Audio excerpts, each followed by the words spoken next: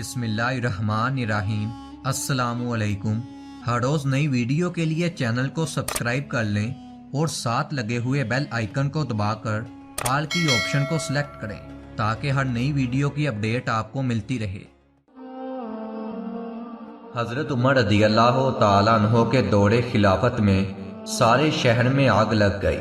آگ کے بلندوں بالا شعلے گڑوں، باغوں اور دکانوں کو سوکھی ہوئی لکڑیوں کی طرح جلانے لگی۔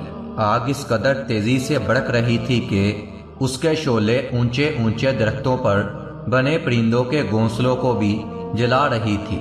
آدھے شہر کی آگ کو شعلوں نے اپنی گرفت میں لے رکھا تھا۔ آگ برابر بڑھتی ہی جا رہی تھی۔ آگ بجھانے کی کوئی تدبیر ثابت نہیں ہو رہی تھی۔ پانی ڈالنے سے آگ مزید ابل رہی تھی۔ یوں معلوم ہوتا تھا پانی آگ بجھا نہیں رہا بلکہ آگ کو مزید تیز کر رہا ہے۔ ایسے لگ رہا تھا جیسے آگ کو اللہ تعالیٰ کی قدرت سے مدد پہنچ رہی ہو۔ اس کی لپٹیں بڑھتی جا رہی تھی۔ جب لوگ آگ پر قابو پانے میں ناکام ہو گئے تو وہ گھبرائے ہوئے حضرت عمر رضی اللہ تعالیٰ عنہ کے پاس آئے اور کہا، اے امیر المومنین، ہمارے گھروں، باغوں اور دکانوں کو لگی ہوئی آگ پانی سے نہیں بجھ رہی۔ حضرت عمر رضی اللہ تعالیٰ عنہ نے فرمایا، یہ آگ اللہ تعالیٰ کے قہر کی نشانیوں میں سے ہے۔ یہ آگ تمہارے بخل کی آگ کا شعلہ ہے اور تمہارے بخل کے گناہ کی سزا ہے۔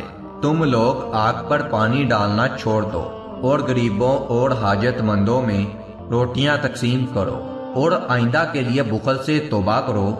جب لوگوں نے یہ سنا تو کہنے لگے، اے امیر المومنین، غریبوں اور مسافروں کے لیے ہم نے اپنے دروازے کھول رکھے ہیں۔ حضرت عمر رضی اللہ تعالیٰ عنہ نے فرمایا، تمہاری مہمان نوازی بطور عادت ہے، بطور عبادت نہیں ہے۔ تم اپنی شان و شوکت اور خود نمائی کے لیے یہ کام کرتے ہو، خوف خدا اور نیاز مندی کی نیت سے نہیں کرتے۔ حضرت عمر رضی اللہ تعالیٰ عنہ کی یہ بات سن کر ان لوگوں نے دل کھول کر سخاوت کی اور اپنی نیتوں کو درست کر لیا۔ آئندہ کے لیے بخل اور ریاکاری سے توبہ کر لی۔ چنانچہ شہر والے سخاوت کرنے میں مصروف تھے کہ اسی وقت آگ کے شعلے آہستہ آہستہ سرد ہوتے جا رہے تھے۔ تھوڑی دیر میں ہی شہر میں لگی ہوئی آگ بالکل ختم ہو گئی۔